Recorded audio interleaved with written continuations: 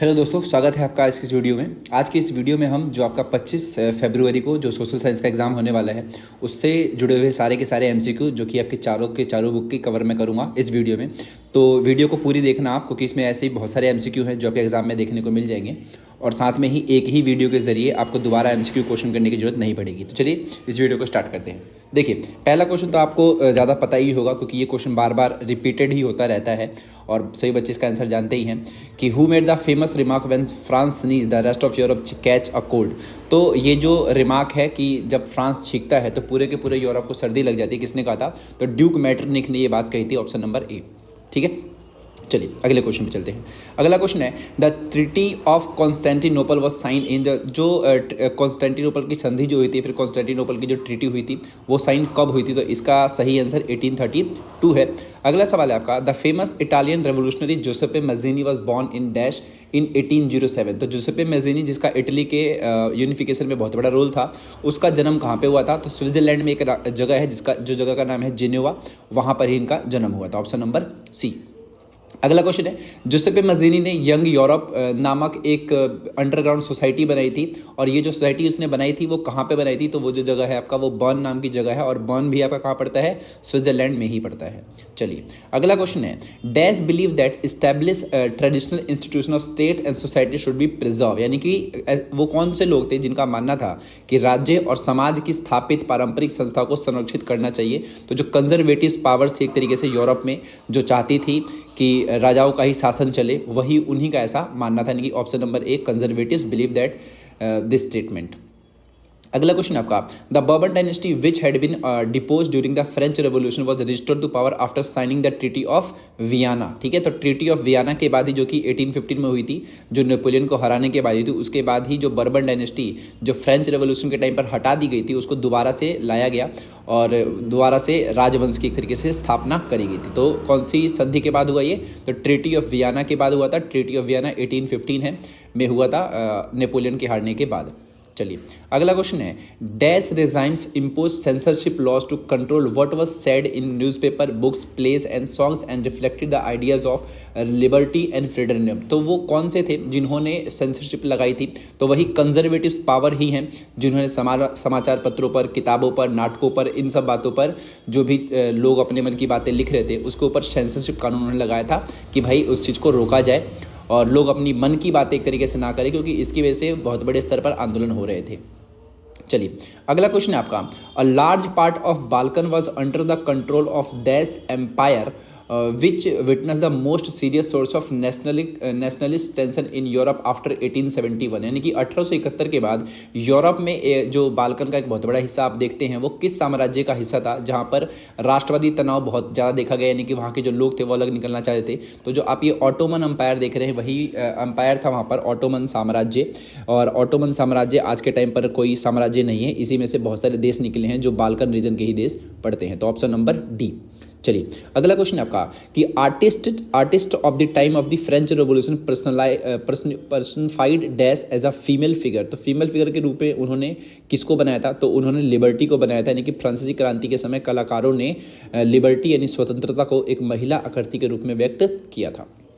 चलिए अगला क्वेश्चन क्या आपका कि during the 19th century dash emerge as a force that brought about sweeping changes in the political and mental world of Europe. यानी कि 19वीं सदी के दौरान कौन सी ऐसी शक्ति थी जो बहुत बड़े रूप में उभरी और जिसने यूरोप की राजनीतिक और मानसिक दुनिया में व्यापक परिवर्तन लाए? तो वो था आपका नेशनलिज्म। यानी कि नेशनलिज्म एक ऐसी भावना थी जिसने पूरे के पूरे यूरोप को बदल दिया और पूरा का पूरा जो यूरोप है अलग अलग देशों में डिवाइड हो गया। चलिए अगला क्वेश्चन है, द आइडिया ऑफ लैपैत्री मीन्स। तो लैपैत्री जो आप ये वर्ड देखते हैं इसका मतलब होता है फादरलैंड। चलिए अगले क्वेश्चन पे चलते हैं, state general was elected by the body of active citizen and rename the dash. तो स्टेट जनरल जो आपको पता ही है कि जो उस टाइम राजा का शासन था उस टाइम इनको कहा जाता था, बाद में इसका नाम चेंज करके क्या कर दिया गया था? National assembly. यानी कि नेशनल असेंबली जो वर्ड आप देख रहे हैं ये पहले नहीं था, ये स्टेट जनरल जो पहले नाम था उसी की जगह पर उसका नाम क्या कर दिया गया था? नेशनल असेंबली कर दिया गया था। यानी कि स्टेट जनरल को सक्रिय नागरिकों के समूह द्वारा चुना गया और इसका नाम बदल करके नेशनल असेंबली कर दिया। पहले लोगों को वोट डालने का मतलब राइट नहीं था, ठीक है। और उसके बाद जब वोट डालने का राइट आया तो लोगों ने इसका नाम भी बदल दिया और जो नेशनल असेंबली आप देख रहे हैं ये एक तरीके से चुने हुए लोगों की असेंबली हुआ करती थी जो कि फ्रेंच रेवोल्यूशन के बाद हुई थी। चलिए अगला क्वेश्चन आपका कि which of the following statement about the civil code of 1804 also usually known as the Napoleonic code are true. तो इनमें से कौन सी ऐसी बात है जो नेपोलियनिक कोड से जुड़ी हुई है। तो ये जो तीनों बातें आप देख रहे हैं कि right to property, equality before the law और जो भी प्रिविलेज थे उन सबको हटा दिया गया बर्थ के बेस्ड पर। तो ये सभी के सभी जो थी आपका वो इसमें काउंट होती है, यानी कि all of this are count in या फिर known as the Napoleonic code, और ये सारी बातें सही हैं इसमें तीनों। चलिए अगला क्वेश्चन आपका कि which of the following resulted in hostility towards the French आर्मीज in Europe, यानी कि निम्नलिखित में से किसके कारण यूरोप में फ्रांसीसी सेनाओं के प्रति शत्रुता उत्पन्न हुई थी। यानी कि फ्रांसीसी जो सेना थी उसके जो फ्रांसीसी सेना थे उसके खिलाफ लोग जो खड़े हुए थे वो क्यों खड़े हुए थे। तो इसके जो ये आप ये दो कारण देख रहे हैं, पहला वाला कौन सा आपका ये कि force conscription into the French army और दूसरा था सेंसरशिप। ये दो कारण ऐसे थे जिसकी वजह से जो फ्रांसीसी सेना थी उसके खिलाफ मतलब जो लोग थे वो अगेंस्ट में हो गए थे। चलिए अगला क्वेश्चन आपका हॉब्सबर्ग साम्राज्य में क्षेत्र शामिल थे। जो हॉब्सबर्ग एम्पायर आप देखते हैं इसमें कौन कौन सा इलाका था, तो इसमें मोस्टली जो था आपका वो इटाली का पूरा था। इटली में जो आप ये जगह देखते हैं लोम्बार्डी, वेनेशिया और एक जो एल्पाइन रीजन है आपका जिसमें टाइरल, ऑस्ट्रिया और स्विट्जरलैंड जो आपके इलाका देखते हैं, ये दोनों के दोनों जो ऑप्शन है इसके अंदर वो हॉब्सबर्ग एम्पायर में शामिल थे। बाद में ये भी टूट गया। चलिए अगला क्वेश्चन आपका कि in Galicia the aristocracy spoke dash language. तो गैलेशिया में जो ऊंचे वर्ग थे, अभिजात वर्ग थे, वो कौन सी भाषा बोलते थे, तो वो बोलते थे पॉलिश भाषा। ठीक है। हाँ अगला क्वेश्चन आपका कि the first political experiment in liberal democracy took place in. तो जो उदार लोकतंत्र का पहला राजनीतिक प्रयोग था वो कहाँ पर हुआ था। तो ये आपका जो आंसर है ऑप्शन नंबर बी वो हुआ था आपका फ्रांस में। अब चलते हैं 18वें क्वेश्चन पे।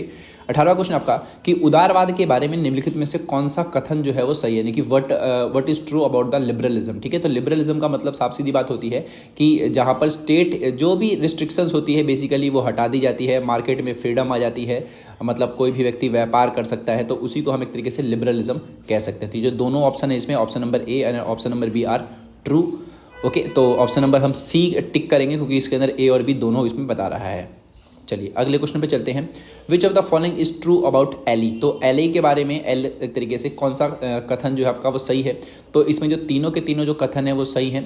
It was known as the measurement of cloth. तो क्लोथ को जो मेजरमेंट होता है, जैसे कि आपको सभी को पता है कि हम क्लोथ को नापते हैं ना, मीटर में नापते हैं कि इतने मीटर कपड़ा एक तरीके से। टेक्सटाइल मटेरियल जो अलग अलग जगहों पर था इसको एक किया गया एक तरीके से।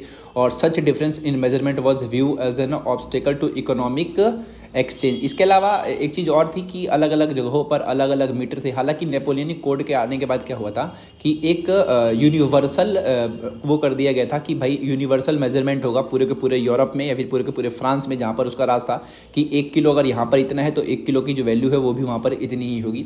खैर इसका जो ऑप्शन है ऑल ऑफ दी अबव यानी कि डी हो जाएगा। ठीक है, यानी कि तीनों की जो स्टेटमेंट है वो एल के बारे में सही है। चलिए अगला क्वेश्चन चलते हैं। अगला क्वेश्चन आपका कि a secret society name young Italy was establish in. तो जो आप ये देखते हैं यंग इटाली जो सोसाइटी थी एक तरीके से, ये कहाँ पर इसकी स्थापना करी गई थी। तो जो मर्सेलिस जो जगह नाम की आप देख रहे हैं यहाँ पर यंग इटाली की स्थापना करी गई थी। चलिए अगला क्वेश्चन आपका कि निम्नलिखित में से कौन सी स्थितियां भारत में प्रथम विश्व युद्ध के परिणाम स्वरूप हुई। तो इसमें जो क्वेश्चन है कि which of the following situation in India were the result of first world war. तो फर्स्ट वर्ल्ड वॉर के टाइम पर बहुत सारी चीज़ें हुई थी। एक तो जो यहाँ पर लोगों को ज़बरदस्ती सेना में भर्ती किया जा रहा था, कस्टम ड्यूटीज़ तो इंक्रीज़ कर दी गई थी क्योंकि ब्रिटिशर के पास पैसा नहीं बचा तो उन्होंने बहुत सारी ड्यूटीज़ लगाई थी। इनकम टैक्स को इंट्रोड्यूस किया था। तो ये जो तीनों के तीनों ऑप्शन है ये सही है। और ऑप्शन नंबर डी क्या कह रहा है, all of the above mention situation took place as a result of the first world war. यानी कि ऑप्शन नंबर डी जो है वो तीनों को अलाउ कर रहा है, यानी कि ऑप्शन नंबर डी इसमें हमारा सही है। चलिए अगले क्वेश्चन पे चलते हैं। अगला क्या है कि 1921 की जनगणना के अनुसार लाखों लोग डैश के कारण मरे, यानी कि as per the census of 1921 millions of people died due to. तो इस टाइम 1921 के समय में या फिर 1921 से पहले का भी अगर आप समय देखेंगे तो बहुत सारे जो लोग थे उस टाइम एपिडेमिक्स और फेमाइन की वजह से ही मारे जाते थे। पूरा का पूरा जो आप यूरोप देख रहे हैं उस यूरोप में भी हर 10 साल पे फेमाइन आते थे, यानी कि अकाल पड़ता था और बहुत सारे लोग मारे जाते थे। तो यहाँ पर जो क्वेश्चन है 1921 में जो सेंसस हुआ था उस टाइम बहुत सारे जो मिलियंस ऑफ लोग थे, यानी कि लाखों जो लोग थे वो किस वजह से मारे गए थे। तो एपिडेमिक और फेमाइन की वजह से मारे गए थे। चलिए अगला क्वेश्चन है महात्मा गांधी भारत कब लौटे। तो जनवरी 1915 के टाइम पर वो भारत में लौटे थे और यहीं से उन्होंने अपना आंदोलन की स्टार्टिंग कर दी थी। तो जनवरी 1915 इसका सही आंसर है। अगला है आपका कि which of the following statement is true about satyagraha. तो सत्याग्रह के बारे में कौन सा कथन सत्य है। तो सत्याग्रह आपका है जो एक फिजिकल फोर्स नहीं है और इसके अंदर ये एक ऐसा वेपन है, एक तरीके से मान लीजिए कि हम इसमें लड़ाई झगड़ा नहीं करेंगे, ठीक है, इसमें असली युद्ध वगैरह नहीं होगा। और इसमें महात्मा गांधी ने सत्याग्रह के जरिए कि अपनी बात सच्चाई के लिए उन्होंने कहा था कि हम हिंसा की हमें जरूरत नहीं पड़ेगी, हम केवल सत्य के लिए लड़ रहे हैं। तो जो आप ये ऑप्शन नंबर 1 देख रहे हैं कि satyagraha is not a physical force, ये बिल्कुल सही है, क्योंकि यहाँ पर केवल बातचीत के जरिए या फिर आंदोलन के जरिए ही अपनी बात मनवाने की बात करी गई थी। तो इसमें कोई फिजिकल फोर्स नहीं था, ठीक है। केवल और केवल क्या था आपका, ये मेंटली कर सकते हैं, वर्बली फोर्स कह सकते हैं। और जो ऑप्शन नंबर आप सी देख रहे हैं कि satyagrahi does not inflict pain on the adversary, तो ये दोनों के दोनों जो ऑप्शन है आपका, ऑप्शन नंबर ए और ऑप्शन नंबर सी जो है वो सही है, यानी कि ऑप्शन नंबर यहाँ पर हम डी टिक करेंगे कि सत्याग्रह के बारे में ये 2 कथन है वो बिल्कुल बिल्कुल सही है। चलिए अगला क्वेश्चन आपका कि which of the following statement is true about the Rowlatt act. तो रॉलेट एक्ट आप सभी को पता है कि सर सिडनी रॉलेट की अध्यक्षता में ये नियम लाया गया था और इसको लेकर के हमें बताना है कौन सा कथन सही है। तो ये एक ऐसा लॉ था जिसमें क्या था कि जो भी भारत के नेता वगैरह थे उनको विदाउट एनी ट्रायल 2 साल की कैद मुशक्कत कर दी गई थी। वो ना ही वकील पेश कर सकते थे, ना ही दलील पेश कर सकते थे। तो ये जो आप कथन देख रहे हैं ऑप्शन नंबर सी वाला कि it allow the detention of political prisoner without trial for 2 years, ये इसका सही जवाब है, रॉलेट एक्ट। चलिए कुख्यात जलियांवाला बाग नरसंहार तब हुआ जब एक वार्षिक डैश मेला था। तो उस टाइम मेला कौन सा लगा था, बैसाखी का मेला लगा था, ऑप्शन नंबर डी। चलिए अगला क्वेश्चन क्या आपका कि what was one of the main reason behind the Mahatma Gandhi decision take up the Khilafat issue. तो खिलाफत मुद्दे को उन्होंने अपने साथ क्यों जोड़ा, क्योंकि आप सभी को पता है कि उस टाइम एक आंदोलन पहले से महात्मा गांधी चला रहे थे और खिलाफत मूवमेंट 2 भाई अलग बंदे अली ब्रदर्स चला रहे थे। तो आखिर उन्होंने खिलाफत को क्यों जोड़ा, तो इसका मेन रीजन बस ये था कि खिलाफत जो था आपका वो अली ब्रदर्स जो थे वो मुस्लिम थे और वो उनके पास मुस्लिम का सपोर्ट था और महात्मा गांधी चाहते थे कि हमारे पास हिंदू और मुस्लिम दोनों के दोनों जुड़ जाएं और इसीलिए उन्होंने खिलाफत मूवमेंट को भी अपने आंदोलन में जोड़ लिया था। तो अगला क्वेश्चन आपका हिंद स्वराज पुस्तक के लेखक कौन है। तो महात्मा गांधी हिंद स्वराज के लेखक हैं जो कि 1909 में उन्होंने छापी थी, लिखी थी। At the Congress session at dash in December 1920 a compromise was work out and the non cooperation programme was adopted. तो दिसंबर 1920 में एक सेशन हुआ था कांग्रेस का जो कि नागपुर में हुआ था और यहीं से बात चली थी कि भाई हम क्या करेंगे, असहयोग कार्यक्रम को स्टार्ट करेंगे, फिर जो भी आपका असहयोग आंदोलन है उसको हम स्टार्ट करेंगे। अगला क्वेश्चन है आपका कि the tribal people revolted against the British due to which of the following reason. तो जो भी लोग थे, जनजातीय लोग थे, वो ब्रिटिशर्स के खिलाफ क्यों विद्रोह कर रहे थे। तो यहाँ पर 3 कारण हैं, यहाँ पर देखिए तीनों सही हैं वैसे तो ये ट्राइबल पीपल इसलिए भी कर रहे थे क्योंकि जो अंग्रेज थे वो उनके जंगलों में घुस गए थे, ठीक है, और वो एक तरीके से लकड़ियाँ उनकी काट रहे थे, उनके फल छीन रहे थे और उनके जो भी राइट्स थे या फिर जो भी उनके एक तरीके से संस्कृतियाँ थी वो उन सब चीज़ों को ख़त्म करना चाह रहे थे। और इसी कारण की वजह से जो ट्राइबल्स थे वो ब्रिटिश सरकार के खिलाफ हो गए थे, यानी कि the tribal people revolt against the britisher due to which of the following reason. तो इसमें आपको तीनों रीजन बताने हैं कि तीनों रीजन की वजह से ही जो ट्राइबल पीपल थे वो अंग्रेजों के खिलाफ थे। चलिए अगला क्वेश्चन क्या है, अगला क्वेश्चन है the plantation worker were not permitted to leave the tea gardens without permission. तो ये एक ना नियम था और उस नियम का नाम था इनलैंड एमिग्रेशन एक्ट 1859 और इसी एक्ट के जरिए क्या था कि जो भी वर्कर्स जो थे प्लांटेशन साइट में काम करते थे वो बिना किसी अनुमति के उस फील्ड को छोड़ के नहीं जा सकते थे, यानी कि अगर काम आपको नहीं करना है तो आपको पूछना ही पड़ेगा, बेसिकली उनको ज़बरदस्ती काम करना ही पड़ता था, ठीक है। चलिए अगला क्वेश्चन आपका कि गांधी ने असहयोग आंदोलन से वापस लेने का निर्णय डैश में लिया। तो जो असहयोग आंदोलन था फिर जो नॉन कॉपरेशन जो आपका मूवमेंट था वो कब एक तरीके से वापस लिया गया, तो फरवरी 1922 में इस आंदोलन को वापस ले लिया गया था।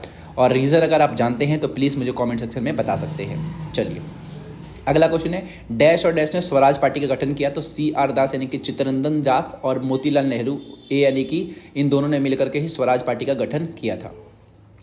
अगला क्वेश्चन है साइमन कमीशन भारत में कब आया। तो साइमन कमीशन 1928 में आया था, ये किसी जांच के लिए आया था भारत में और इसमें आप सभी को पता है कि इसमें केवल और केवल जो थे ब्रिटिशर्स थे और इसीलिए जो अंग्रेजों ने साइमन गो बैक का नारा लगाया था, तो वो 1928 की घटना है। अगला क्वेश्चन है, under the presidency of Jawaharlal Nehru the Lahore Congress formalise the demand of Purna Swaraj और full independence for India in.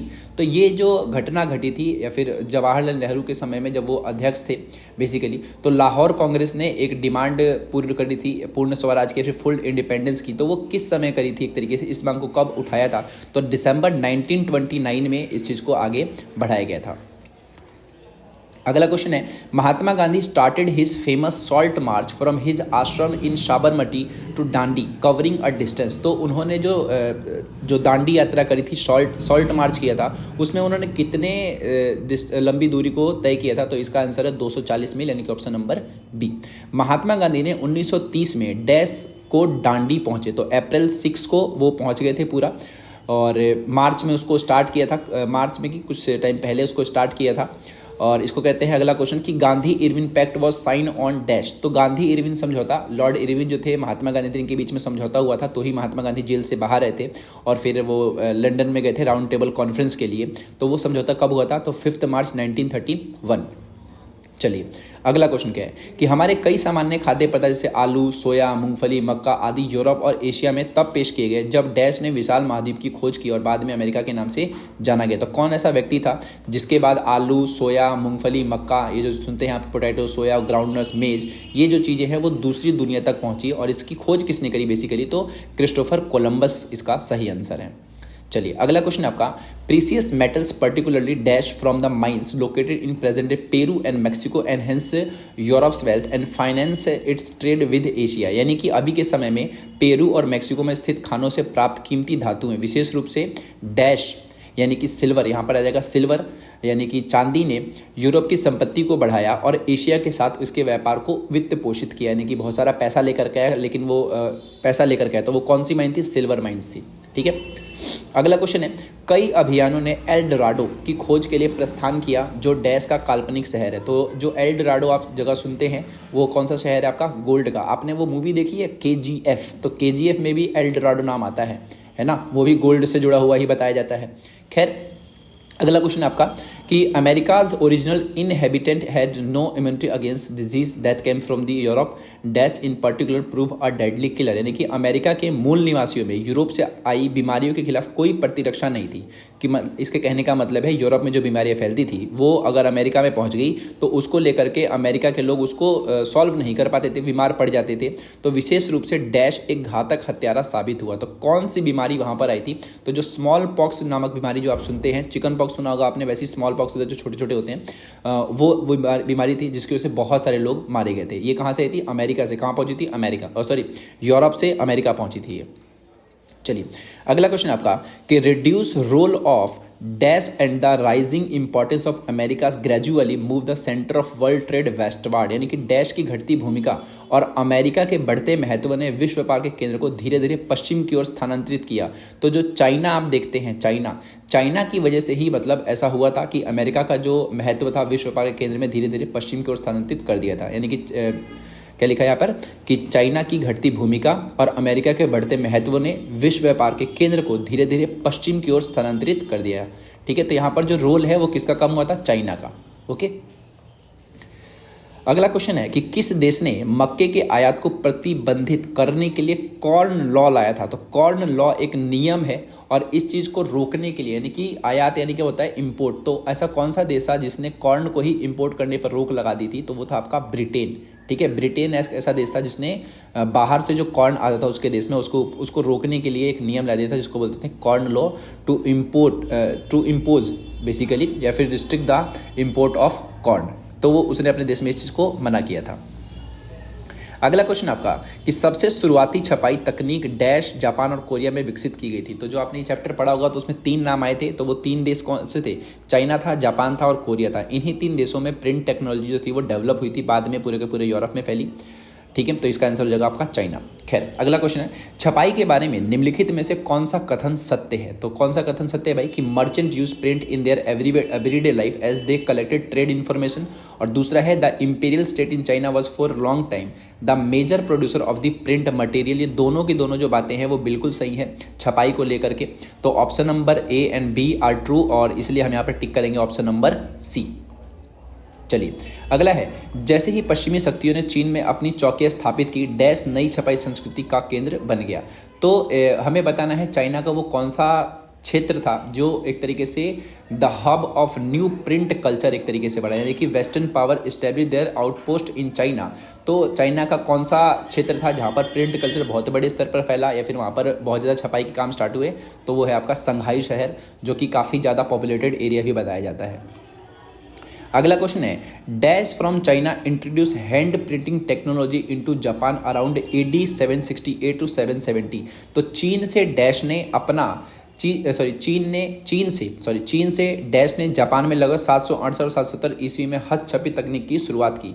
तो जो बुद्धिस्ट मिशनरी थे ना, वो चीन से ही जापान की तरफ क्या लेके गए थे? वो हैंड प्रिंटिंग टेक्नोलॉजी लेके गए थे, यानी कि उन्होंने चाइना में देखा और जब वो जापान पहुंचे तो उन्होंने ही इस टेक्नोलॉजी को वहाँ पर बताया। फिर जापान ने एक तरीके से पूरे दुनिया में भौकाल ही मचा दिया था, क्योंकि उनकी जो पेंटिंग्स है, उनकी जो कार्टून्स है वो बहुत ज़्यादा फेमस है। जो आप ये एनीमे सुनते होंगे वो वहीं से स्टार्ट हुआ था, जापान से। खैर, the oldest dash book printed in 1868। तो जापान में एक किताब छपी थी जिसको डायमंड सूत्रा भी कहते हैं। तो वो कौन से देश की थी भाई? वो थी आपकी जैपनीज। ओके, ये यहाँ पर ना भारत का झंडा लगा हुआ है, तो ये इसको लेकर के भारत भारत मत पढ़ना आप लोग, ये बस यूं ही लगा रखा है।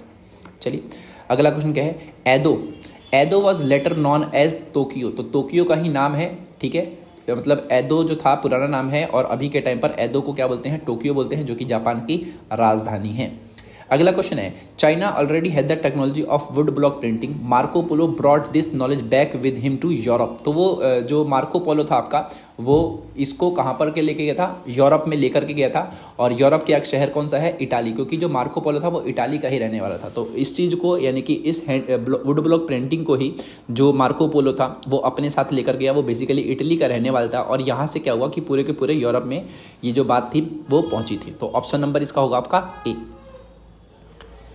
हाँ, अगला क्वेश्चन आपका कि vellum was a parchment made from the dash of the animal. तो वेलम जो होता है एक वो होता है, कहते हैं उसको चर्म पत्र कह सकते हैं, या फिर एक जो चमड़ा होता है, चमड़े का एक कागज टाइप का कह सकते हैं। तो ये इसका यहाँ पर हो जाएगा स्किन, यानी कि vellum was a parchment made from the skin of the animal. तो जो वेलम जो पत्र बनता है वो किससे बनाता है? एनिमल्स की स्किन से।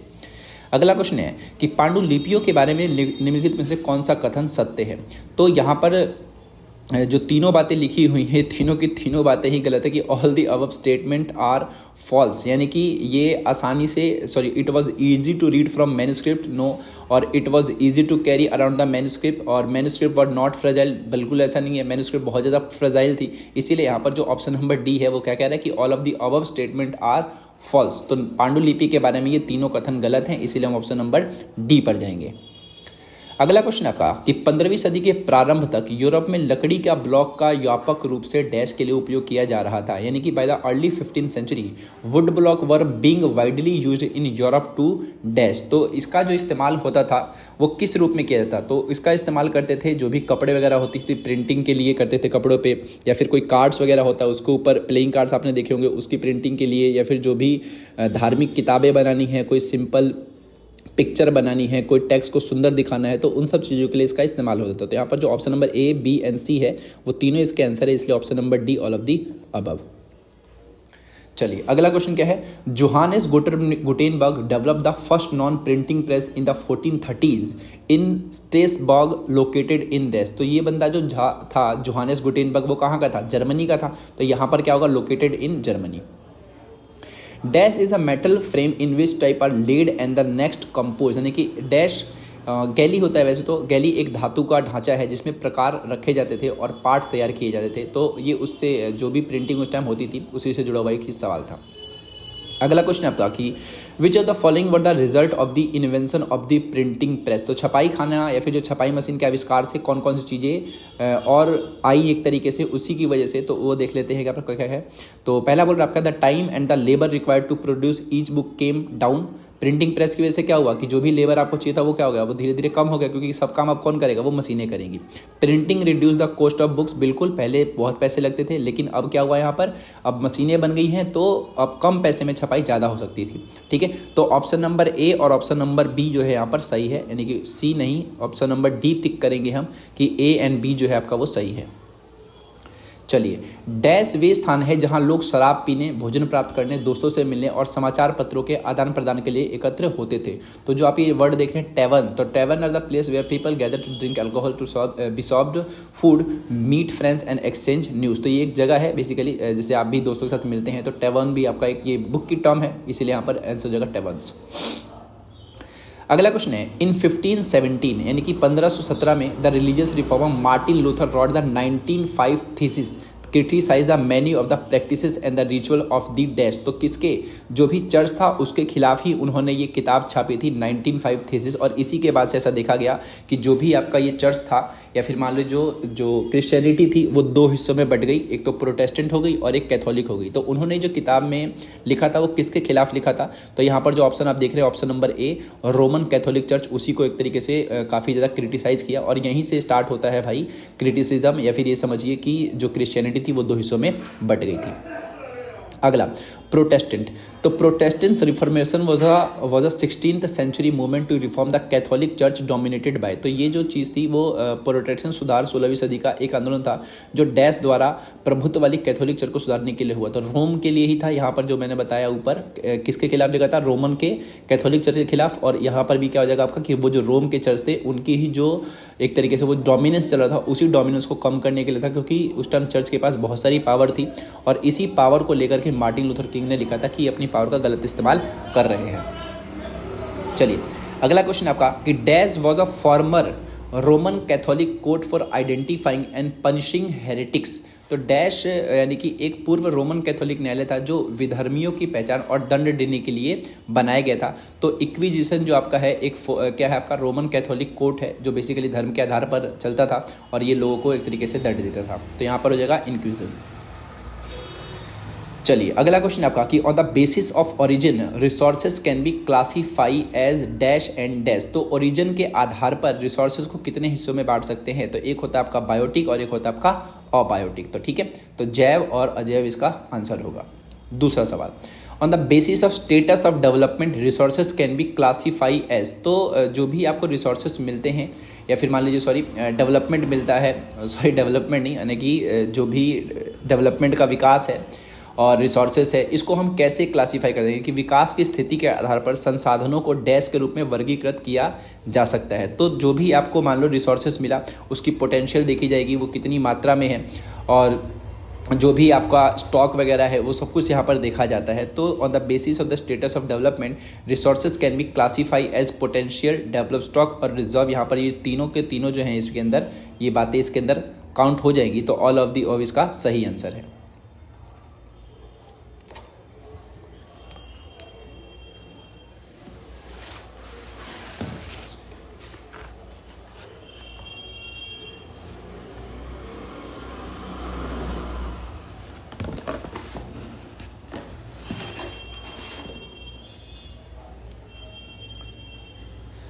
अगला क्वेश्चन देखते हैं कि निम्नलिखित में से कौन सा कथन सत्य है, तो यानी कि which of the following statement is true. तो यहाँ पर जो अबायोटिक रिसोर्सेज आर आज obtain from the biosphere and have life, बिल्कुल सही बात लिखी है। और दूसरा लिखा है कि biotic resources are all those thing which are compose of non living things like rocks and metals. ठीक है, इसके अंदर देखिए गलत क्या होगा कि अबायोटिक जो होता है ना उसके बारे में यहाँ लिखना था और बायोटिक के बारे में ऊपर लिखना था, है ना। कि बायोटिक क्या होता है, बायोटिक एक ऐसे मतलब रिसोर्सेज होते हैं जो जीवित चीज़ों से मिलते हैं और अबायोटिक ऐसे होते हैं जो नॉन लिविंग चीज़ों से मिलते हैं। तो ऊपर नीचे हो गया, सॉरी। तो इसका अंदर जो है हाँ ये ऑप्शन नंबर सी जो आपको दिख रहा है, both option A and B are false, ये इसका सही जवाब है। ठीक है, इसलिए ध्यान रखिए कि जब भी आप एमसीक्यू क्वेश्चन करें तो वर्ड्स को एकदम ध्यान से पढ़िए। तो बायोटिक ऊपर होना था, अबायोटिक अगर नीचे होता तो ये दोनों स्टेटमेंट सही हो जाती, बट यहाँ पर क्या किया, दोनों वर्ड ऊपर नीचे कर दिया और स्टेटमेंट पूरी की पूरी वही लिख दी। खैर, option number C, both option A and B are false. अगले क्वेश्चन पे चलते हैं। Minerals and fossil fuels are example of non renewable resources which take dash for their formation. तो जो खनिज हैं और जो जीवाश्म ईंधन है वो गैर नवीकरणीय संसाधनों के उदाहरण हैं जो अपनी संरचना के लिए क्या करते हैं, डैश लेते हैं। मतलब कि वो कितना टाइम लेते हैं, तो मिलियंस ऑफ ईयर्स लग जाता है किसी भी फॉसिल फ्यूल्स को बनने में, है ना। जैसे कि पेट्रोल हो गया, कोयला हो गया, तो उसको बनने में कितना टाइम लगता है, मिलियन ऑफ ईयर्स, बहुत लाखों करोड़ों साल लग जाते हैं। तो यहाँ पर जो 100 ऑफ ईयर लिखा है, थाउजेंड्स ऑफ ईयर लिखा है, बहुत कम समय है, इसीलिए हम यहाँ पर जाएंगे लाखों साल लग जाते हैं। तो ऑप्शन नंबर सी। अगला क्वेश्चन है आपका कि जून 1992 में 100 से अधिक राष्ट्राध्यक्ष ब्राजील में डैश में पहले अंतर्राष्ट्रीय पृथ्वी सम्मेलन के लिए मिले थे, यानी कि 1992 में अर्थ समिट हुआ था। तो वो कहाँ पर हुआ था, तो ये हुआ था आपका रियो दी जेनेरियो। जो रियो दी जेनेरियो आप जगह देखते हैं वो कहाँ पे पड़ता है, ब्राज़ील में पड़ता है। अगला क्वेश्चन है the Rio convention endorse the global forest principle and adopted dash for the achieving sustainable development in 21st century. तो रियो सम्मेलन में ही जितने भी लोग थे उन्होंने किस चीज़ का समर्थन किया था कि हमें भाई जो डेवलपमेंट करनी है वो सस्टेनेबल तरीके से करनी है। तो उसका एक नाम दिया गया था, वो था आपका एजेंडा 21, यानी कि agenda 21 for achieving sustainable development in the 21st century. यानी कि 21st सेंचुरी तक हम क्या करेंगे, जो भी डेवलपमेंट करेंगे वो सस्टेनेबल तरीके से करेंगे, यानी कि पृथ्वी को या फिर जो पर्यावरण है आपका उसको हम बचा करके करेंगे। चलिए अगला क्वेश्चन है ह्यूबर्दिया हेप्टेन्यूरियन इज अ स्पीसीज ऑफ। तो ह्यूबर्दिया हेप्टेन्यूरियन जो है आपका वो कौन सी प्रजाति है, तो वो एक ग्रास की प्रजाति है, जो घास होती है, घास की एक प्रजाति है। अगला क्वेश्चन है आपका मधुका इनसिग्निस जो आपका है, जो कि महुआ की एक जंगली किस्म है, वो डैश है, वो क्या है, वो एक आपका प्लांट है, यानी कि एक छोटा सा पौधा है। Option number A. अगला क्वेश्चन है कि the forest and the tree cover in India is estimated to be dash of its total geographical area. तो जो भारत में वन फिर आप वृक्ष आवरण देखते हैं वो टोटल कितने क्षेत्र पर है एक तरीके से, तो भारत के 24% हिस्से पर वो पाए जाते हैं, यानी कि 24% of its total geographical area. अगला क्वेश्चन है the open forest in India are dash of its total geographical area. तो भारत में खुले जंगल कुल भौगोलिक क्षेत्र के कितने परसेंट हैं, तो वो आपके 9% पे, यानी कि मतलब 9% इसका सही आंसर है। अगला क्वेश्चन आपका कि blue sheep, Asiatic elephant and the Gangetic dolphin are example of. ये जो तीन आप नाम सुन रहे हैं वो क्या हैं, तो वो आपके एक वल्नरेबल स्पीसीज हैं, धीरे धीरे एक तरीके से ख़त्म ही हो चुके हैं।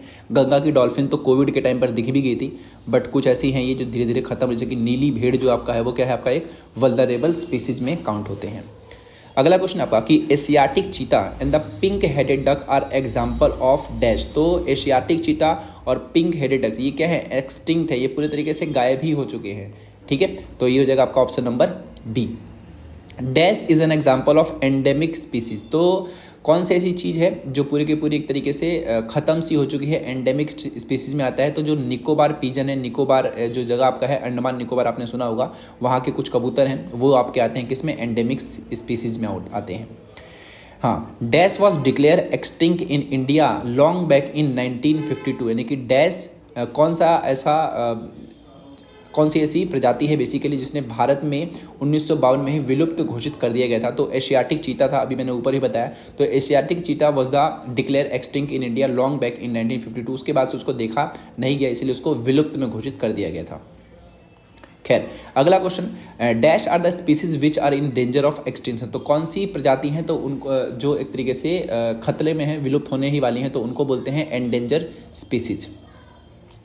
10वां क्वेश्चन आपका कि black buck, crocodile, Indian wild donkey and the Indian rhino are example of. जो तीन आप जो नाम देख रहे हैं, काला हिरन, मगरमच्छ, भारतीय जंगली गधा और भारतीय गेंडा, किसके हैं, तो वो एंडेंजर स्पीसीज के, मतलब ये आपको एक तरीके से एंडेंजर्ड स्पीसीज जो आपकी प्रजाति है उसके अंदर उसी के ये कुछ एग्जाम्पल हैं, क्योंकि इनकी भी संख्या जो है वो कम होती जा रही है और इनको बचाने के सरकार काम भी करती है। खैर अगला क्वेश्चन है the fresh water is mainly obtain from the surface run off and the ground water that is continually being renew and recharge through the dash. यानी कि ताज़ा पानी मुख्य रूप से सतही अपवाह और भूजल से प्राप्त होता है, जो डैश के माध्यम से लगातार नवीनीकृत और पुनर्जनन होता रहता है। तो जो भी हाइड्रोलॉजिकल साइकिल होता है उसकी वजह से ही होता है, क्योंकि इसमें वापस वो साइकिल बन करके आपके पास वापस जो पानी है वो आपको मिल सकता है, जिससे कि जो खारा पानी है वो ऊपर जाता है, फिर वापस वो क्या होता है, मीठा पानी बन करके बरसात के रूप में नीचे आता है ना।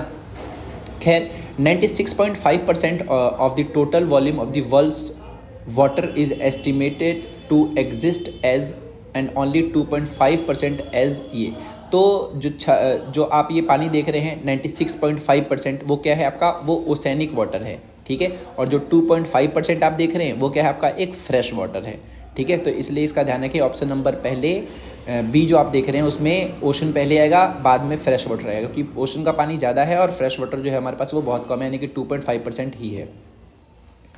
चलिए अगला क्वेश्चन है कि nearly 70% of the fresh water occurs as ice sheets and the glacier in dash Greenland and the mountain regions of the world. तो जो आप ये अंटार्कटिका वाला हिस्सा देखते हैं वहाँ पर कम से कम वो पानी तो है, लेकिन वो 70% ताज़ा पानी बर्फ़ की चादरों और हिम नदियों के रूप में है। और वो कहाँ पर है भाई आपका, वो है आपका अंटार्कटिका में और ग्रीनलैंड में और विश्व के पर्वतीय क्षेत्रों में पाया जाता है। तो वो 3-4 जगह हैं, एक तो अंटार्कटिका जगह है, एक आपका ग्रीनलैंड है। ग्रीनलैंड आपने देखा होगा यूरोप के ठीक ऊपर एक टापू है, बहुत बड़ा टापू है जो पूरा का पूरा सफ़ेद है, लेकिन उसका नाम क्या है, ग्रीनलैंड है। ओके, और कुछ ऐसे भाग जो पर्वतीय क्षेत्र हैं जैसे कि हिमालय आप देखते हैं तो वहाँ पर भी क्या है, बर्फ़ है, वही पानी है एक तरीके से। तो 70% पानी तो बर्फ़ की चादरों में ही लिपटा हुआ है। खैर अगला क्वेश्चन आपका कि a little less than dash of fresh water is store as ground water in the world's aquifer. तो विश्व के जल भ्रतों में डैश से थोड़ा कम ताज़ा पानी भूजल के रूप में संग्रहित होता है। तो वो 30% fresh water is store as the ground water in world's aquifer. तो ग्राउंड वाटर में कितना है, कम से कम मतलब 30% से कम ही माना जाता है फ्रेश वाटर एक तरीके से। बहुत सारे राज्य ऐसे हैं जहाँ पर ग्राउंड वाटर में से मीठा पानी आता है, लेकिन कुछ ऐसी जगह है जहाँ पर खारा पानी आता है, जैसे कि दिल्ली है। दिल्ली में आप ग्राउंड वाटर से पानी निकालेंगे तो खारा आएगा, लेकिन वही आप बिहार जाइए तो वहाँ पर आपको मीठा पानी का स्रोत मिल जाएगा। हाँ, India ranks dash in the world in the terms of water availability पर पर्सन पर एनम। तो भारत कौन से स्थान पर आता है प्रतिवर्ष जल उपलब्धता के मामले में, वो है आपका 133। तो ये भी एक गलत स्थान ही है। यहाँ पर भी बहुत सारे ऐसे राज्य हैं जहाँ पर पानी की बहुत दिक्कतें हैं, खासकर नॉर्थ ईस्ट में, हिमालयन रीजन में, वहाँ पर पानी आसानी से नहीं मिलता है। अगला क्वेश्चन आपका कि as per one of the Swedish expert water stress occurs when water availability is between dash and dash cubic metre per person per year. तो एक स्वीडिश विशेषज्ञ के अनुसार जल संकट कब होता है, जब पानी आपका 1016 cubic metre per person year मतलब हो, तो उसको हम एक तरीके से कह सकते हैं कि वहाँ पर क्या है आपका कि ये एक जल संकट आ गया है। इसके अगर बीच में है तो, इसके ऊपर होता है कोई तो कोई दिक्कत वाली बात नहीं है। यानी कि जल संकट तब होता है जब जल उपलब्धता प्रति व्यक्ति प्रति वर्ष डैश और डैश घन मीटर के बीच में होती है, यानी कि 1016 घन मीटर क्यूबिक मीटर के बीच होगी, तो क्या होगा आपका, वो जल संकट बन सकता है। हाँ, खैर क्वेश्चन नंबर 7 है आपका कि in India dash contribute approximately 22% of the total electricity produce. तो भारत में जो भी बिजली बनती है उसमें 22% बिजली हमें कहाँ से प्राप्त होती है, वो हाइड्रो इलेक्ट्रॉनिक पावर से मिलती है। चलिए अगला है, प्राचीन काल से नागार्जुन कोंडा में परिष्कृत सिंचाई कार्यों के साक्ष्य भी मिले हैं। यह डैश में स्थित है। तो जो आप जो नागार्जुन कोंडा जगह देख रहे हैं बेसिकली ये कहाँ पर है, तो ये आपका है आंध्र प्रदेश में, यानी कि ऑप्शन नंबर ए। अगला क्वेश्चन है, in the 14th century the tank in dash was constructed by Iltutmish to supply the water to the Siri fort area. तो 14वीं सदी में इल्तुतमिश ने ही एक टैंक का निर्माण किया था। तो वो कहाँ पर है, तो दिल्ली में आपने जगह देखी होगी हौज खास। तो वो जो है ऑप्शन नंबर बी इसका सही आंसर है कि इसी का उसने निर्माण किया, किसने, इल्तुतमिश ने। खैर अगला क्वेश्चन आपका कि dash is the first state in India which has made rooftop rain water harvesting structure compulsory for all house across the state. तो भारत का वो कौन सा राज्य है जिसने पूरे राज्य में सभी घरों के लिए छत पर वर्षा जल संचयन संरचनाओं को अनिवार्य कर दिया है। तो वो है आपका तमिलनाडु। एक ऐसा स्टेट है जहाँ पर एक तरीके से पानी को बचाने के लिए हर घर पर ऐसा rooftop rain water harvesting structure होना ही चाहिए, कंपलसरी कर दिया। तो तमिलनाडु, जो कि काफ़ी बढ़िया इनिशिएटिव बताया जाता है। चलिए अगला क्वेश्चन आपका कि in India jhuming a primitive form of cultivation is called bewar और दहिया। तो भारत में झूमिंग खेती का एक प्राचीन रूप जो आप सुन रहे हैं बेवर और दहिया, ये कहाँ पर या फिर किस राज्य का है, तो ये आपका है मध्य प्रदेश। चलिए अगला क्वेश्चन आपका कि रवि फसलें सर्दियों में अक्टूबर से दिसंबर तक बोई जाती हैं और गर्मियों में अप्रैल से डैश तक काटी जाती हैं। तो जून है इसका सही आंसर है कि rabi crop are sown in winter from October to December and the harvest in the summer from April to June. Okay, चलिए अगला क्वेश्चन है, the green revolution was successful in Punjab Haryana dash and parts of Rajasthan. तो जो green revolution था वो कहाँ पर successful हुआ था, तो पंजाब में हुआ था, हरियाणा में हुआ था और वेस्टर्न उत्तर प्रदेश में हुआ था। पूरे के पूरे उत्तर प्रदेश में नहीं, केवल जो पश्चिमी इलाका है जो दिल्ली के आसपास का जो इलाका है जो उत्तर प्रदेश वाला अगर आप देखते हैं तो वो आपका आता है वेस्टर्न उत्तर प्रदेश में, तो वहीं पर सक्सेसफुल हुआ था। Kharif crops are grown with the onset of the monsoon in different parts of the country and these are harvested in dash। तो खरीफ फसलें देश के विभिन्न हिस्सों में मानसून की शुरुआत के साथ उगाई जाती हैं और इन्हें डैश में काटा जाता है। तो जो भी खरीफ क्रॉप्स हैं वो कब हार्वेस्ट करी जाती हैं, ये सवाल है। तो वो जो सितंबर टू अक्टूबर का जो समय है उस टाइम इनको ही हार्वेस्ट किया जाता है, यानी कि उस टाइम जो फसलें होती हैं वो पक जाती हैं तो इनको काटा जाता है।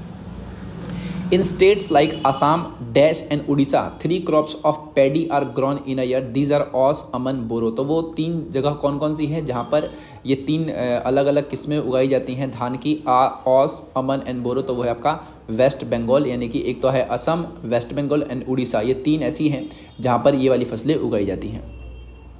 India is the second largest producer of the rice in the world after China. Normal सी बात है ये कि इंडिया जो है चावल में दूसरा सबसे बड़ा उत्पादक है और पहले नंबर पे कौन सा आता है, वो चाइना ही आता है।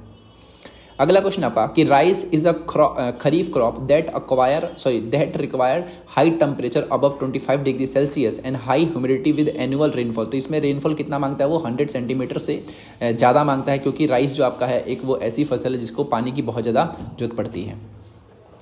खैर अगला क्वेश्चन है wheat requires dash of annual rainfall. तो इसको पानी की कितनी जरूरत पड़ती है भाई, 50 से 75 सेंटीमीटर के आसपास में जरूरत पड़ती है, evenly distributed over the growing season. तो ऑप्शन नंबर जो आप सी देखते हैं 50 से 75 सेंटीमीटर, इसका ये सही आंसर है। अगला क्वेश्चन है dash is the third most important food crop with respect to the area and the production. तो क्षेत्र और उत्पादन के संदर्भ में देखें तो तीसरी सबसे महत्वपूर्ण खाद्य फसल जो हम खाते हैं बेसिकली वो कौन सी है, तो वो है आपकी ज्वार, यानी कि ऑप्शन नंबर बी। खैर अगला क्वेश्चन आपका कि dash is the largest producer as well as the consumer of pulses in the world. तो कौन सा ऐसा देश है जो दालों का सबसे बड़ा उत्पादक भी है और उपभोक्ता में भी काउंट होता है, तो वो है आपका इंडिया। इंडिया चावल उगाता भी है और सबसे ज़्यादा खाता भी है, तो option number D. Gold, silver and platinum are example of dash. तो सोना, चांदी और प्लेटिनम जो आप देखते हैं वो किस चीज़ के उदाहरण हैं, तो ये जो आपके हैं वो प्रीसियस मिनरल्स के हैं। नॉर्मल सी बात है, काफ़ी ज़्यादा महंगे हैं सोना, चांदी और प्लेटिनम, इसीलिए वो precious minerals, option number C. Cobalt is an example of, जो कोबाल्ट है आपका वो क्या है, उसके अंदर पाया जाता है आयरन, यानी कि वो हो गया कि आपका एक ऐसा मिनरल जो कि आपका फेरस है। ठीक है, तो Fe जिसमें यानी कि जिसमें आयरन होता है वो फेरस वाला हो जाता है, यानी कि फेरस मिनरल्स। चलिए अगले क्वेश्चन पे चलते हैं। Sandstone and mica are example of. तो सैंडस्टोन एंड जो माइका आप देखते हैं ये दोनों के दोनों क्या है, वो नॉन मेटेलिक मिनरल्स हैं। इनमें मेटल नहीं पाया जाता, इसीलिए नॉर्मल सी बात है, पत्थर है, अभ्रक है, तो इसमें मेटेलिक नहीं होता, हालांकि कुछ में पाया जाता है। खैर इसका जो आंसर होगा आपका sandstone and mica are already example of the non metallic minerals. अगला क्वेश्चन है कि coal and the natural gas are example of dash minerals. तो जो कोल है और जो नेचुरल गैस आप देखते हैं वो कौन से मिनरल्स में काउंट होते हैं, तो वो एनर्जी में, क्योंकि इनसे क्या प्राप्त होती है भाई, ऊर्जा प्राप्त होती है, आग वाग आप जला सकते हैं, तो इसीलिए होगा इसके अंदर एनर्जी, बिजली भी बनती है भाई कोयले से। खैर dash provide a strong base for the development of metallurgical industry. तो कौन सी ऐसी चीज़ है, फिर कौन से ऐसे मिनरल्स हैं जो धातु कर्म उद्योगों के विकास के लिए एक मजबूत आधार प्रदान करते हैं। तो जो भी फेरस मिनरल्स है जिसमें लोहा बेसिकली पाया जाता है वो प्रोवाइड कराते हैं strong base for the development of metallurgical industry. तो ऑप्शन नंबर ए इसका सही आंसर हो जाएगा। अगला क्वेश्चन आपका कि coal mining in Jowai and the Cherrapunji is done by family members in the form of a long narrow tunnel known as. तो जो भी कोल माइनिंग होती है किस क्षेत्र में भाई, जोवाई में और चेरापूंजी में, तो उसको क्या बोलते हैं, तो इसको बोलते हैं रैट होल। क्या बोलते हैं भाई, रैट होल।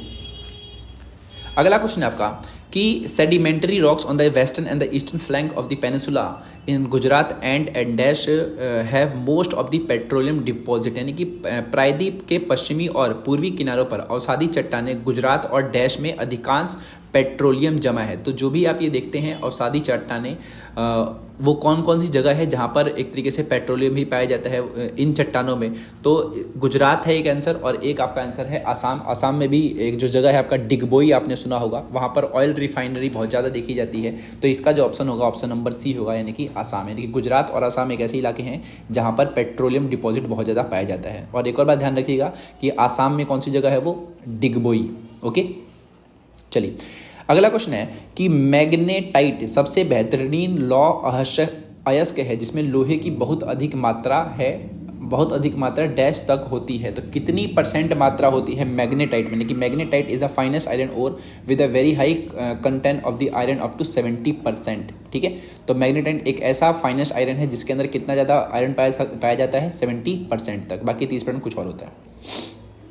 अगला क्वेश्चन है, Durg Bastar Chandrapur belt lies in dash and dash. तो जो दुर्ग बस्तर और जो आप चंद्रपुर बेल्ट देखते हैं, ये जो दो राज्य हैं आपके छत्तीसगढ़ और महाराष्ट्र, ये यहाँ पर स्थित हैं। अगला क्वेश्चन आपका कि बल्लारी चित्रदुर्गा चक्कमगलुरु और तमाकुरु बेल्ट जो आपका है कर्नाटक में has the largest reserve of. यहाँ पर जो कर्नाटक आप देखते हैं, कर्नाटक में जो जगह है ये आपका बल्लारी चित्रदुर्ग और चिक्कमगलुरु और तमकुरु बेल्ट जो आपका है, यहाँ पर क्या पाया जाता है ज़्यादा मात्रा में, तो वो पाया जाता है आपका आयरन। ठीक है, एक चीज़ और पाई जाती है लेकिन वो बड़े स्तर पर नहीं पाई जाती है और उसी आधार पर इसका नाम रखा गया था कर्नाटक, और वो है आपका सोना। क्या पाया था? सोना। साउथ में सोना बहुत ज़्यादा पाया जाता था पहले के टाइम पर, वो तो अब नहीं मिलता। चलिए अगले क्वेश्चन पे, the contribution of manufacturing to the GDP of some East Asian economy is. तो कुछ पूर्व एशियाई अर्थव्यवस्थाओं के जीडीपी में विनिर्माण का योगदान है, कितना है? तो जो भी आप ये पूर्व एशियाई अर्थव्यवस्थाएं देखते हैं उसमें कम से कम 25 से 35% तक योगदान देखा जाता है। ठीक है, और अगला क्वेश्चन आपका कि industrial location are influence by the availability. तो जो भी औद्योगिक संस्थान आप देखते हैं वो किन चीज़ों की अवेलेबिलिटी से, मतलब एक तरीके से वो उस पर फैक्टर है एक तरीके से, या फिर वो कारक है। तो कोई भी अगर आप इंडस्ट्री देख रहे हैं तो वो 3 चीज़ें जरूर देखेगा। हालांकि देखता तो बहुत सारी चीज़ें हैं बट यहाँ पर 3 है। तो वो मार्केट देखेगा, लेबर देखेगा और रॉ मटेरियल देखेगा। क्योंकि नॉर्मल सी बात है, आप कोई भी इंडस्ट्री लगा रहे हैं तो उसके आसपास मार्केट कैसा है, उसकी मार्केट में कितनी डिमांड है वो देखी जाएगी, लेबर आपको मिल रहे हैं कि नहीं मिल रहे वो देखा जाएगा, जो आपको रॉ मटेरियल चाहिए वो मिल रहा है कि नहीं मिल रहा वो देखा जाएगा। तो ये 3 चीज़ें ऐसी हैं जिससे कोई भी इंडस्ट्री जो होती है वो प्रभावित होती है, कि ऑल ऑफ द अबव इसका सही आंसर है। चलिए अगला क्वेश्चन है, on the basis of raw materials used industry are classify as. तो उपयोग किए गए कच्चे माल के आधार पर उद्योगों को डैश के रूप में वर्गीकृत किया जाता है। तो अगर कोई भी जो उद्योग है और रॉ मटेरियल के हिसाब से अगर हम उसका नाम दें तो वो कौन से नाम हो सकते हैं? या तो एग्रो बेस्ड होंगे या तो मिनरल बेस्ड होंगे, यानी कि ऑप्शन नंबर सी जो है इसका सही आंसर है। यानी कि on the basis of raw material use, यानी कि आप किस टाइप का रॉ मटेरियल यूज़ करते हैं उसके हिसाब से इंडस्ट्री को हम कितने भागों में बांट सकते हैं? 2 भागों में, या तो वो एग्रो बेस्ड होगी और या तो मिनरल बेस्ड होगी। यानी कि जो अभी आपने सामान लिया क्या वो खाने पीने से जुड़ा हुआ है या फिर मिनरल से जुड़ा हुआ है, दो ही तो बातें हैं। तो यहाँ पर रॉ मटेरियल अगर आपको यूज़ कर रहे हैं तो इंडस्ट्री जो आपकी होगी वो 2 हिस्सों में बढ़ सकती है, तो एग्रो बेस्ड या तो मिनरल बेस्ड। चलिए अगले क्वेश्चन पे, dash is an example of private sector industry. तो प्राइवेट सेक्टर क्या होता है? जो प्राइवेट कंपनियां खोलती हैं। तो जो टिस्को आप देख रहे हैं, टाटा की कंपनी है टिस्को, तो ये क्या है? एक प्राइवेट सेक्टर की कंपनी है, तो प्राइवेट इसका सही आंसर है, यानी कि option number B. Dash are own and operated by the producer और supplier of raw materials worker और बोथ। तो ऐसा कौन सा सेक्टर है? तो ये होता है आपका कोऑपरेटिव सेक्टर इंडस्ट्री। यानी कि डैश यानी कि कोऑपरेटिव सेक्टर इंडस्ट्री ऐसी होती है जहां पर कच्चे माल के उत्पादक और आपूर्तिकर्ता, श्रमिक और दोनों द्वारा स्वामित्व और संचालित किए जाते हैं। कि यानी कि कोऑपरेटिव सेक्टर इंडस्ट्री एक ऐसी इंडस्ट्री होती है जो कि own and operate by the producer और the supplier of raw materials workers और बोथ, यानी कि ये इन दोनों के द्वारा ही चलाई जाती है, इसीलिए इसको कोऑपरेटिव सेक्टर कहा जाता है। क्योंकि इसमें इंडिविजुअली नहीं देखा जाता, क्योंकि यहाँ पर मिल करके काम हो रहा है, कोऑपरेटिव सेक्टर है आपका ये। अगला क्वेश्चन है, dash is the only industry in the country that is self reliant and complete in the value chain. तो कौन सी ऐसी देश में एकमात्र उद्योग है जो आत्मनिर्भर है और मूल्य श्रृंखला में पूर्ण है? तो वो जो टेक्सटाइल इंडस्ट्री आप देखते हैं वो एक ऐसी अकेली इंडस्ट्री है जो कि सेल्फ रिलायंट भी है और कंप्लीटली वैल्यू चेन है। अगला क्वेश्चन है, dash is the second largest industry in India in the terms of employment generation. तो सबसे ज़्यादा जो एम्प्लॉयमेंट मिलती है बेसिकली वो कौन सी इंडस्ट्री में मिलती है? तो वो है आपका टेक्सटाइल इंडस्ट्री। चलिए अगला क्वेश्चन है, the contribution of textile industry to India's GDP is. तो जो भी आप ये टेक्सटाइल इंडस्ट्री देखते हैं उस टेक्सटाइल इंडस्ट्री का भारत के जीडीपी में कितना ज़्यादा कंट्रीब्यूशन है? तो वो है आपका 4%, जो कि अच्छा खासा अमाउंट देखा जाता है। और जो आप ये एग्रीकल्चर देखते हैं उसका थोड़ा ज़्यादा है, 26% के आसपास में, बाकी चीज़ें अलग अलग हैं। चलिए, the first successful textile mill was establish in dash इन 1854। तो बॉम्बे में ही हुआ था सबसे पहला जो कपड़ा मिल जो स्थापित करी गई थी वो इसी टाइम हुआ था, और ये अंग्रेज़ों के टाइम पर ही हुआ था जब उस टाइम रेलवे की स्थापना करी गई थी। 1854 की कहानी वो भी है, और पहला जो कपड़ा मिल जो स्थापित किया गया था वो भी बॉम्बे में ही किया गया था। कहाँ पर? 1854 में। खैर, in the early years the cotton textile industry was concentrated in the cotton growing belt of dash and dash. तो शुरुआती वर्षों में कपास वस्त्र उद्योग डैश और डैश के कपास उत्पादक क्षेत्र में केंद्रित था। तो वो कौन से दो राज्य थे जहाँ पर ऐसा मतलब सिर्फ यहाँ पर ही ये सब काम होता था? तो वो महाराष्ट्र है और गुजरात है। तो इन्हीं दो इलाकों में ही क्या हुआ था, इलाकों में नहीं, इन्हीं दोनों राज्यों में टेक्सटाइल इंडस्ट्री एक तरीके से चलती थी और अभी भी यहीं पर मोस्टली चलती है। ये दो ऐसे इलाके थे जहाँ से व्यापार करना बहुत ज़्यादा आसान था, इसलिए ज़्यादातर जो कंपनियां हैं वो यहीं पे लगी, महाराष्ट्र में और गुजरात में। और अभी भी ये राज्य बहुत ज़्यादा आगे हैं, तो फाइनेंशियली बहुत ज़्यादा स्टेबल भी कहा जाता है इन दो राज्यों को। खैर, अगला क्वेश्चन है, in Belgium 59% of population lives in the Flemish region and speak. तो 59% जो हैं एक तरीके से बेल्जियम की कहानी आ गई है यहाँ पर, यानी कि सिविक्स हमने स्टार्ट कर दिया है। तो बेल्जियम में 59% जो लोग हैं फ्लेमिश क्षेत्र में रहते हैं और कौन सी भाषा बोलते हैं भाई, वो डच बोलते हैं। आपको पहला चैप्टर याद होगा पावर शेयरिंग वाला, उसी से जुड़ा हुआ का चैप्टर है ये। अगला चैप्टर है, in Belgium these were tension between Dutch speaking और फ्रेंच स्पीकिंग। इन दोनों के बीच की ही कहानी है यहाँ पर बेल्जियम में, या तो डच है या तो फ्रेंच है, इनके बीच जर्मन की भी है लेकिन वो 1% है। Sri Lanka the Tamil population in concentrated in the dash and dash. तो वो जो श्रीलंका में जो तमिल पॉपुलेशन आप देखते हैं वो कहाँ पर रहती है मोस्टली, तो नॉर्थ और ईस्ट वाला जो आप हिस्सा देखते हैं वहीं पर वो केंद्रित है, या फिर वहाँ पर वो लोग ज़्यादा रहते हैं। कौन लोग? तमिल लोग। श्रीलंका में तमिल और सिंहलियों की लड़ाई है ना, तो तमिल जो लोग हैं वो कहाँ श्रीलंका के कौन से हिस्से में पाए जाते हैं, फिर ज़्यादा रहते हैं वो नॉर्थ में और ईस्ट में। श्रीलंका के अधिकांश सिंहली भाषा लोग डैश धर्म का पालन करते हैं, तो बुद्धिज्म को फॉलो करते हैं। जो सिंहली हैं वो बुद्धिज्म को फॉलो करते हैं। अगला है, श्रीलंका डैश में स्वतंत्र हुआ, तो 1948 में जो श्रीलंका था वो आज़ाद हुआ था। चलिए अब देखते हैं छठा क्वेश्चन है, in dash Sinhala declare the only official language for Sri Lanka. तो श्रीलंकन गवर्नमेंट ने क्या किया था, 1956 के टाइम पर सिंघाला को ऑफिशियल लैंग्वेज डिक्लेयर कर दिया था, जिसकी वजह से तमिल जो जनता थी उसमें काफ़ी ज़्यादा रोष आया था, क्योंकि वो भी इस देश की जनता थी और केवल सिंहली भाषा को ही ऑफिशियल बनाया गया था। तो 1956 की घटना है ये। अगले क्वेश्चन में चलते हैं। अगला क्वेश्चन है, the Belgian constitution ensure equal number of dash and French speaking minister in the central government. तो देखिए जो सेंट्रल गवर्नमेंट है वहाँ की, बेल्जियम गवर्नमेंट की, वहाँ पर डच स्पीकिंग और जो फ्रेंच स्पीकिंग है दोनों को ही बराबर नंबर ऑफ मिनिस्ट्री दी गई है। तो यहाँ पर डच ऑप्शन हो जाएगा, यानी कि Dutch and French speaking minister in the central government are in equal number. अगला क्वेश्चन है, dash government is elected by people of language community. तो कौन सी गवर्नमेंट ऐसी है जो भाषा के आधार पर चुनी जाती है, तो ये कम्युनिटी गवर्नमेंट है। जैसे कि अगर आपने ये चैप्टर पढ़ा हुआ तो वहाँ पर कम्युनिटी गवर्नमेंट थी, जिसमें के तीनों ही 100% ऑटोनॉमी दी गई थी। तो डच, फ्रेंच एंड जर्मन, ये तीनों जो लोग हैं इनकी अपनी अपनी गवर्नमेंट थी, अपनी अपनी कम्युनिटी को लेकर के, तो ये कम्युनिटी गवर्नमेंट इसका आंसर होगा। 9th क्वेश्चन है, the headquarters of the European union is located in. तो हेडक्वार्टर यानी कि यूरोपीय संघ जो आपका है, एक यूरोप के देशों का अपना अपना संगठन है, तो उसका जो हेडक्वार्टर है वो कहाँ पर है, तो वो है आपका ब्रसेल्स। ब्रसेल्स क्या है भाई, बेल्जियम की राजधानी है। चलिए अगला क्वेश्चन है आपका, which statement about power sharing is false. तो कौन सी स्टेटमेंट पावर शेयरिंग के हिसाब से गलत है, तो it is not the spirit of democracy. बिल्कुल सही बात है, डेमोक्रेसी के हिसाब से अगर देखा जाए तो जो स्टेटमेंट है यानी कि पावर शेयरिंग के लिहाज से ये जो ऑप्शन नंबर सी आप देख रहे हैं ये गलत है, बाकी दोनों सही हैं। यानी कि इसकी वजह से क्या होता है कि अगर आप पावर शेयर करते हैं तो रिड्यूस जो कॉन्फ्लिक्ट होते हैं वो रिड्यूस होते हैं, पॉलिटिकल ऑर्डर जो होता है वो काफ़ी बढ़िया तरीके से स्टैब्लिश होता है, देश में जो शासन होता है वो काफ़ी बढ़िया तरीके से चलता है। बट जो ऑप्शन नंबर सी लिखा है वो पूरा का पूरा गलत है।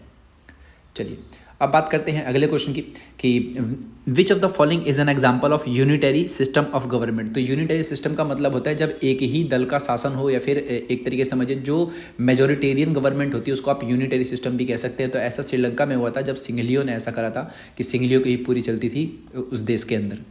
अगला क्वेश्चन है, which statement is true about the federalism. तो संघवाद या फिर फेडरलिज्म के बारे में कौन सा कथन सही है, तो यहाँ पर तीनों बातें ही सही है कि पावर जो होती है यहाँ पर सेंट्रल और स्टेट हिस्से में बटी होती है। यहाँ पर एक लेवल से ज़्यादा गवर्नमेंट होती है और जो भी हैंडल होता है एडमिनिस्ट्रेशन वो day by day to day यानी कि रोज़ के समय ही, मतलब इसको कार्रवाई जो होती है रोजीना या फिर रोजाना ही चल रही होती है जिस भी देश में फेडरलिज्म होता है। तो ये तीनों पॉइंट आपके सही है, नहीं कि ऑल ऑफ द अबव, ये हो जाएगा। अगला है, out of the 193 country in the world how many have federal system countries. तो कितने देशों में फेडरल सिस्टम है, तो ये 25 देशों में ही ये सिस्टम है। बाकी सभी देशों में अलग अलग जो सरकार होती है वो चलाई जाती है। हालांकि फेडरल गवर्नमेंट सबसे बढ़िया गवर्नमेंट मानी जाती है, क्योंकि इससे क्या होता है कि पावर को अच्छे से शेयर कर दिया जाता है। चलिए, फोर्थ क्वेश्चन है आपका कि which country shifted from unitary to federal system. तो अगर हम देखें कि इसमें ये पूछ रहा है कि कौन सी कंट्री ऐसी है जो यूनिटरी से फेडरल की तरफ बढ़ी, यानी कि पहले वहाँ पर क्या था, यूनिटरी गवर्नमेंट थी, यानी कि एकात्मक थी। बाद में वहाँ पर सरकार में सत्ता को अलग अलग हिस्सों में बांटा गया, यानी कि फेडरल सिस्टम में बांटा गया, तो वो थी आपकी बेल्जियम। यानी कि बेल्जियम भी एक ऐसा देश था जहाँ पर यूनिटरी गवर्नमेंट थी, बट बाद में उन्होंने डच, फ्रेंच और जर्मन को देखते हुए वहाँ पर अपनी सरकार को में क्या चेंज किया भाई, फेडरल सिस्टम में चेंज किया। अगला है विच of the following does not have a unitary government. इनमें से कौन सा ऐसा देश है जहाँ पर यूनिटरी गवर्नमेंट नहीं है ना। विच of the following does not have a unitary, यानी कि निम्नलिखित में किसके पास संघीय सरकार प्रणाली है।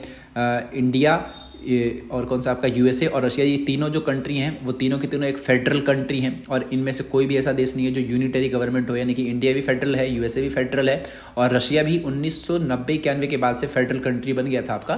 तो यहाँ पर नन ऑफ दी अबव, यानी कि इन तीनों में से कोई भी यूनिटरी गवर्नमेंट नहीं है। तीनों कौन से हैं, फेडरल गवर्नमेंट है। चलिए, छठा क्वेश्चन है आपका कि which country does not follow a federal system. तो किस देश में संघीय व्यवस्था को नहीं अपनाया जाता है। तो चाइना, न्यूजीलैंड और जापान। तो ऑल ऑफ द तीनों के तीनों देश ऐसे हैं जहां पर यूनिटरी गवर्नमेंट है, यानी कि फेडरल नहीं है। फेडरल वाले ये तीन थे, यूनिटरी वाले ये तीन है, यानी कि यहाँ पर कौन सी व्यवस्था नहीं है, यहाँ पर फेडरल सिस्टम नहीं है, तो यूनिटरी सिस्टम है। अगला सवाल है which statement is true about the unitary government system. तो यूनिटरी गवर्नमेंट के बारे में कौन सा कथन सही है, ये हमें देखना है। तो power is centralise at one level. Unitary में क्या होता है, पावर एक ही शक्ति के पास होती है, केंद्र के पास। दूसरा क्या है, central government controls local government. जो सेंट्रल गवर्नमेंट होती है वो लोकल गवर्नमेंट को भी कंट्रोल करती है। और state don't have independent power, और देश के पास मतलब इंडिपेंडेंट पावर नहीं होती। बेसिकली ये समझिए कि जो आपका यूनिटरी गवर्नमेंट होती है ना, उसमें सत्ता एक ही व्यक्ति के हाथ में हो जाती है, यानी कि एकात्मक सरकार की प्रणाली होती है। और जो ये तीनों बातें हैं वो यूनिटरी गवर्नमेंट के बारे में ही बता रहे हैं, कि ऑल ऑफ दी अबव इसका आंसर होगा। अगला क्वेश्चन है the federal system has dual objective, a federal system, एक सेकेंड, हाँ, the federal system has dual objective, protect unity and respect regional diversity. तो संघीय प्रणाली के दो लक्ष्य होते हैं, एकता को बनाए रखना और क्षेत्रीय विविधता को अपनाना। तो बिल्कुल सही बात है, फेडरल सिस्टम का काम ही यही होता है कि जो देश की एकता है वो बनी रहे, और जो भी क्षेत्रीय अखंडता है, क्षेत्रीय विविधता है, अलग अलग टाइप के जो लोग हैं उन सभी को भी हमें साथ रखना। तो इसीलिए जो स्टेटमेंट है आपका हो जाएगा ट्रू। अगला क्वेश्चन है आपका कि which country is an example of holding together federation. तो जो फेडरेशन होते हैं वो दो होते हैं, एक होता है आपका कमिंग टुगेदर फेडरेशन और एक होता है आपका होल्डिंग टुगेदर फेडरेशन। तो जो होल्डिंग टुगेदर फेडरेशन है वो किस देश में है, आपका इंडिया। और अगर यूएसए को देखते हैं तो वहां पर कौन सा है भाई, कमिंग टुगेदर फेडरेशन। ठीक है, तो इसका आंसर वैसे इंडिया है, होल्डिंग टुगेदर फेडरेशन। अगला क्वेश्चन आपका कि which of the following statement about feminist movement is true. तो फेमिनिस्ट मूवमेंट के बारे में कौन सी जो स्टेटमेंट है वो सही है, वो हमें बतानी है। तो इसमें जो तीनों पॉइंट है, aim to equality in personal and family life, यानी कि महिलाओं को लेकर के इसमें जो इक्वेलिटी मिलनी चाहिए वो फैमिली लाइफ में मिलनी चाहिए, अलग से जो उनकी पर्सनल व्यक्तिगत आज़ादी है वो भी मिलनी चाहिए। और इसमें वुमेंस के लिए लीगल राइट्स की डिमांड करी जाती है, लीगल और पॉलिटिकल राइट्स की। इसके अलावा वुमेंस की वोटिंग की इसमें बात करी जाती है कि वुमेंस को वोटिंग के भी राइट मिलने चाहिए थे। तीनों के तीनों जो बातें हैं वो फेमिनिज्म को ही सपोर्ट करते हैं, तो इसीलिए ऑल ऑफ दी अबव इसका सही आंसर है। अगला क्वेश्चन आपका कि in Scandinavian country like Sweden, Norway and dash women's participation in public life is very high. तो स्कैंडिनेवियन देश जैसे कि स्वीडन हो गया, नॉर्वे हो गया, और इसमें एक देश और आएगा, यहाँ पर महिलाओं का सार्वजनिक जीवन भागीदारी अधिक है। ठीक है, यानी कि जो भी पार्टिसिपेशन मतलब पब्लिक लाइफ जो भी है वहाँ पर पार्टिसिपेशन अगर महिलाओं का देखा जाता है तो वो ज़्यादा देखा जाता है। तो वो कौन सा स्कैंडिनेवियन देश है, तो स्कैंडिनेवियन जो देश है आपका इसमें से एक ही है, वो कौन सा आपका फिनलैंड है। ठीक है, और ये जो तीनों देश आप देख रहे हैं ना, स्वीडन हो गया, नॉर्वे हो गया, फिनलैंड हो गया, यहाँ के मतलब इनमें से 2 या 3 देशों में तो ऐसा है कि यहाँ के जो प्राइम मिनिस्टर हैं वो तीनों के तीनों फीमेल्स को ही बताए, मतलब फीमेल्स ही हैं। तो यहाँ से समझिए कि यहाँ पर वुमेन्स की भागीदारी सबसे ज़्यादा बताई जाती है सार्वजनिक जीवन में, यानी कि पब्लिक लाइफ में। अगला, what is a patriarchal society. तो पेट्रियार्कल सोसाइटी का मतलब क्या होता है कि एक ऐसी सोसाइटी जहां पर डोमिनेशन देखा जाए किसका, मैन का, तो उसको हम कहते हैं a society dominated by man called patriarchal society. अगला क्वेश्चन है what is the literacy rate among womens in India. तो भारत में महिलाओं की जो साक्षरता दर वो कितनी है, 54%, यानी कि 100 में से केवल कितनी महिलाएं पढ़ी लिखी, केवल और केवल 54%। What is the literacy rate among man in India? Bharat में पुरुष कितने पढ़े लिखे हैं? 76%। ये साक्षरता दर है, यानी कि 100 में से 76 जो आपको आदमी मिलते हैं, यानी कि मेल मिलते हैं, वो पढ़े लिखे पाए जाते हैं, जो कि वुमेंस के कंपैरिजन में ठीक है। बाकी वुमेंस की संख्या बहुत ज़्यादा कम है, हालांकि भारत सरकार इसके लिए काम कर रही है, ठीक हो जाएगा ये भी। अगला क्वेश्चन आपका, on average an Indian woman works how much more than a man every day? तो औसतन अगर देखा जाए तो एक भारतीय महिला जो होती है पुरुष से हर दिन कितने घंटे अधिक काम करती है? तो इसका जो आंसर है वो 1 आवर एक्स्ट्रा काम करती है, क्योंकि घर के काम बहुत सारे होते हैं और इसके लिहाज से देखा जाए तो महिलाओं पुरुषों से 1 घंटा अधिक काम करती हैं। ये एवरेज निकाला गया वैसे। खैर, अगला क्वेश्चन है, the equal remuneration act was pass with in which year? तो ये 1976 में ये एक्ट आया था, समान पारिश्रमिक अधिनियम, जो कि महिला और पुरुषों को जो भी वेतन मिलता था उस टाइम काफ़ी ज़्यादा उसमें विभिन्नता देखी जाती थी, लोग जो महिलाओं को कम पैसे दिए देते थे, इसीलिए सरकार ने इस एक्ट को लाया था जिसको इक्वल रेम्यूनरेशन एक्ट कहा गया था, जो कि 1976 में आया था महिलाओं के लिए। हाँ, as per census 2011 India child sex ratio girls per 1000 boys was, तो अगर भारत में जब सेंसस करा गया था तो भारत का जो चाइल्ड सेक्स रेशियो था पर 1000 बॉयज़ पर कितनी गर्ल्स थी? तो वो था आपका 914, जो कि थोड़ा सा कम है, क्योंकि प्रति क्या कहते हैं 1000 लड़कों पर प्रति 1000 लड़कियां ही एक मतलब बैलेंस वाला होता है, जो कि ये कम है, यानी कि अगर 1000 मर्द हैं तो 1000 स्त्रियां ही होनी चाहिए बेसिकली। तो यहाँ पर कितना है? 914 है। तो ये 2011 के सेंसस के हिसाब से बताया गया था कि उस टाइम जो सेंसस दिखाया गया उसमें प्रति 1000 लड़कों पर 914 लड़कियां हैं। चलिए अगला क्वेश्चन, किस राज्य में बाल लिंगानुपात 800 से कम है? यानी कि चाइल्ड सेक्स रेशियो 800 से भी कम है, तो कौन सा देश है इसमें? इसमें कोई सा भी नहीं है। हालांकि ऐसा एक राज्य हुआ करता था, क्या कहते हैं उसको, हरियाणा वगैरह जो आप देखते हैं उधर की तरफ ऐसा बहुत ज़्यादा है, विच स्टेट है चाइल्ड सेक्स रेशियो बिलो 800। बाकी केरला, महाराष्ट्र, कर्नाटका में से ऐसा कोई राज्य नहीं है। अगला क्वेश्चन आपका, in which year did the percentage of women in Lok Sabha cross 10% for the first time? तो भारत में महिलाओं की जो भागीदारी है 10% से अधिक कब हुई थी? तो 2009 के इलेक्शन में ही ऐसा देखा गया था कि 10% से ज़्यादा उनका पार्टिसिपेशन है, किसमें? पॉलिटिक्स में। अगला क्वेश्चन है आपका कि is a group of people dash is a group of people who come together to contest election and hold power in the government? यानी कि ऐसा कौन सा ग्रुप है जो एक तरीके से साथ में आते हैं, चुनाव लड़ते हैं और सरकार को बनाते हैं? तो ये आपका एक पॉलिटिकल पार्टी वाला ग्रुप होता है। नॉर्मल सी बात है, पॉलिटिकल पार्टी क्या करती हैं? वो बहुत सारे लोगों का समूह होता है, वो साथ में आते हैं और इलेक्शन लड़ते हैं और फिर वो सरकार बनाते हैं। अगला क्वेश्चन है, which authority has officially ban wall writing by parties during election? चुनाव के समय पार्टी द्वारा दीवार लिखन पर प्रतिबंध किसने लगाया? तो जो आप ये इलेक्शन कमीशन देखते हैं उसी का ये मतलब उसी के पास ये अधिकार है। तो इलेक्शन कमीशन ने ही इस चीज़ पर रोक लगा रखी कि भाई वॉल पे राइटिंग नहीं करनी है, पेंटिंग नहीं करनी है। मतलब बहुत सारी पार्टियां कर देती हैं अपने अपने चुनाव चिन्ह के लेकर के, या फिर मान लीजिए कोई वादा वगैरह लिख देते हैं दीवारों पर इलेक्शन के टाइम पर। तो इस चीज़ को रोका था किसने? इलेक्शन कमीशन ने।